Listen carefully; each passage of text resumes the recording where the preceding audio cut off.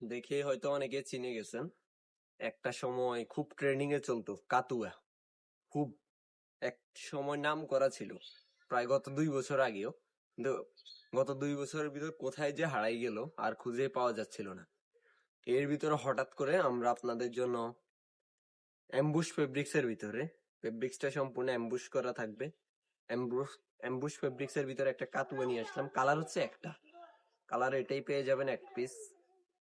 আর stock available আছে, size ML XL।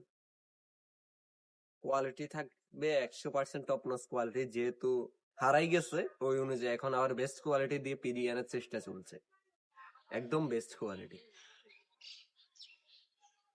এবং কি কাপড়টা থাকবে স্টিচ, গরমের জন্য একদম কমফোর্টেবল, বেস্ট গরমের জন্য। সামনে যেহেতু সামার আসতেছে, ওর জন্য একদম বেস্ট হতে পারে।